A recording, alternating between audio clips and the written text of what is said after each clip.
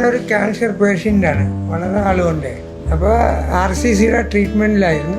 അത് ഇങ്ങനെ കൂടി വന്ന് എൻ്റെ കംപ്ലീറ്റ് ബ്ലഡും ക്യാൻസറിങ് ആയി. അപ്പോൾ അങ്ങനെ ഇരിക്കുമ്പോഴാണ് ഞാൻ ഇവിടെ SK ഹോസ്പിറ്റൽ വഴി ഞങ്ങൾ ഇവിടെ ഒരു ഗ്രൂപ്പ് ഉണ്ടെന്ന് അവർക്ക് സഹായിക്കാൻ കഴിയുമെന്നും ഞങ്ങളിവിടെ വന്നു ബന്ധപ്പെട്ടപ്പോഴത്തേക്ക് എനിക്കിത് ഇഷ്ടപ്പെട്ടു. അപ്പോൾ എൻ്റെ മോനാണ് ഇതിൻ്റെ എന്താ പറയുക runners, Rajeev Sivadasan. More than 10 days we can say I spend here. But one thing I have to tell you, the people are better than our side people here. They are not greedy for money, but they are helpful to others also. Greedy, even I have greedy, but helping is very limited. And I congratulate for these efforts and keep it up, this thing. So how was the doctor, Dr. Baiju Senadipati? Excellent, not only Baiju alone. Excellent, believe me, all the doctors are excellent. I can't say one is good, one is bad, because everybody has done their work according to their profession. സാധാരണ ഒരു patient എന്നൊക്കെ പറഞ്ഞാൽ ഒരു doctor അതിനൊത്തിരി ഗമയും കാര്യമൊക്കെ കാണിക്കും. പക്ഷെ ഇവിടെ ഉള്ളവരെല്ലാം റിയലി വെരി ഹംസി. Thank you keep it up. എന്തുകൊണ്ടാണ് സർജറി ഇവിടെ സർജറി കീഹോൾ സർജറിയിലാണോ ചെയ്തത്? തന്നെ കീഹോൾ സർജറിയിൽ.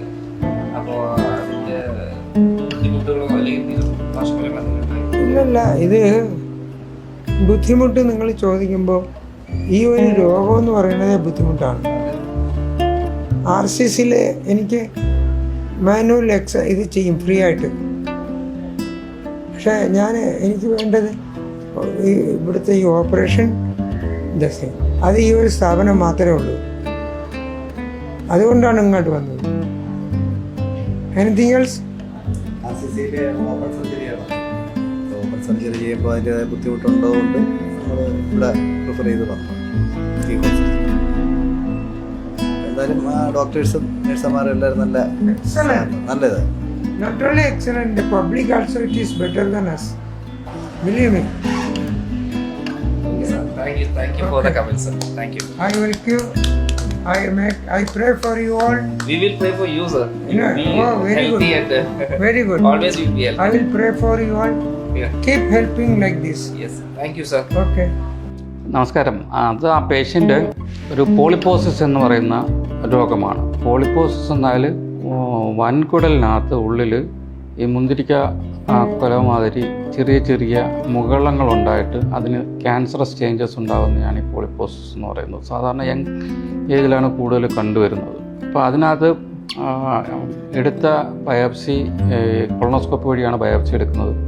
ബയോപ്സിക്ക് ഒട്ടുമിക്ക ബയോപ്സിയിലും ഈ മാലിഗ്നൻസി ചേഞ്ചസ് വന്നു തുടങ്ങിയിട്ടുണ്ട്. അതുകൊണ്ട് വൻകുടൽ പൂർണ്ണമായിട്ടും നീക്കം ചെയ്യേണ്ടതുണ്ട്. ഇതിനകത്ത് ചലഞ്ചിങ് ആയിട്ടുള്ള ഫാക്ടർ എന്ന് പറഞ്ഞാൽ വൻകുടൽ പൂർണ്ണമായിട്ട് നീക്കം ചെയ്യുമ്പോൾ ചെറുകുടലിലെത്തുന്ന ഈ വിസർജ്യം ദ്രാവക രൂപത്തിലാണ് എത്തുന്നത്. അപ്പം വൻകുടൽ പൂർണ്ണമായിട്ട് നീക്കം ചെയ്യുകയാണെന്നുണ്ടെങ്കിൽ ആ വിസർജ്യം ആ ദ്രാവക രൂപത്തിൽ അതേ ഫ്രീക്വൻസിയിൽ ഒരു 20-30 തവണ ഒരു ദിവസം പോകത്തക്ക രീതിയിൽ മോഷനായിട്ട് പോകും.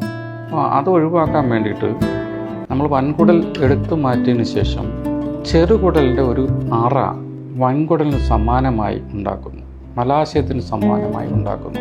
എന്നിട്ട് ആ അറയാണ് അതിൻ്റെ രക്ത ഓട്ടത്തോടു കൂടിയാണ് ആ അറ സൃഷ്ടിക്കേണ്ടത്.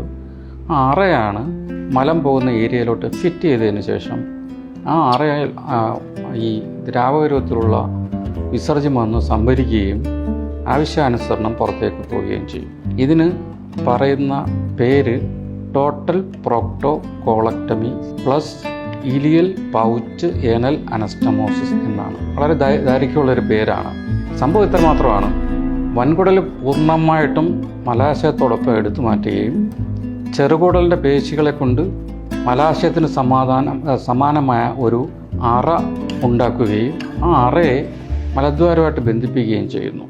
അതുവഴി മോഷൻ അവിടെ സംഭരിക്കുകയും പുറത്തേക്ക് സ്രവിക്കും. ഇത് മിക്കവാറും എല്ലാ സ്ഥാപനങ്ങളിലും ഓപ്പൺ സർജറി വഴിയാണ് ചെയ്യുന്നത്. പക്ഷേ നമ്മളിവിടെ ചെയ്തിരിക്കുന്നത് ലാപ്രോസ്കോപ്പി വഴിയാണ്. ലാപ്രോസ്കോപ്പി വഴി ഇങ്ങനെയുള്ളൊരു സങ്കീർണമായ ഓപ്പറേഷൻ ചെയ്യുക എന്ന് പറഞ്ഞാൽ വളരെ ബുദ്ധിമുട്ടുള്ളൊരു കാര്യമാണ്. പക്ഷേ നമ്മൾ ധാരാളം ഈ ഒരു ഏരിയയിൽ ഗവേഷണം നടത്തുകയും കൂടുതൽ നമ്പറുകൾ ചെയ്യുകയും ചെയ്തിട്ടുണ്ട്. ഈ പേഷ്യൻ്റ് അൺഈവൻഫുൾ റിക്കവറി ആയിരുന്നു. ഇനി അദ്ദേഹത്തിന് സുഖമായി വിശ്രമിക്കുകയും പോസ്റ്റ് ഓപ്പറേറ്റീവ് കെയറിൽ ഇൻവോൾവ് ആവുകയും ചെയ്യാം.